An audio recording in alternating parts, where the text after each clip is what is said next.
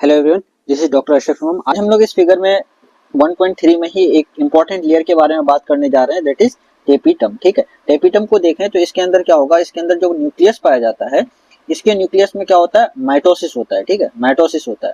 Mitosis होने की वजह से क्या होता है, ये बाइन्यूक्लिएट हो जाता है ना, बाइन्यूक्लिएट हो जाता है। बट क्या होगा, टेपिटम के अंदर खास बात क्या होगी कि इसके अंदर जब माइटोसिस होगा तो माइटोसिस में क्या होगा, कैरियोकाइनेसिस होता है, but karyokinesis is not followed by cytokinesis. तो इस कंडीशन में जो माइटोसिस होगा वो किस तरह का होगा, इंडोमाइटोसिस होगा, इंडोमाइटोसिस। ये जो इंडोमाइटोसिस की वजह से जो टेपिटम है, इसकी पोलाइडी कितनी हो जाती है, पोलाइडी कितनी होती है, ये पॉलीपोलाइडी हो जाता है ना। मतलब ये 2n भी मिल सकता है आपको, 3n भी मिल सकता है, ये डिपेंड करता है कंडीशन में। अब इसके फंक्शंस के बारे में बात करें तो बेसिकली ये चार इंपॉर्टेंट फंक्शन प्रोवाइड करता है।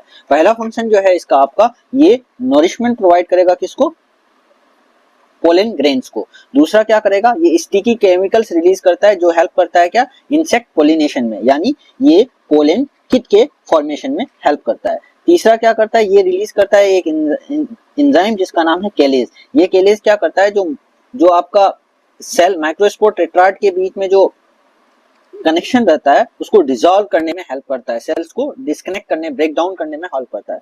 चौथा इसका काम क्या है कि ये एग्जाइन जो पोलन ग्रेन का आउटर मोस्ट लेयर है उसको बनाने में हेल्प करता है।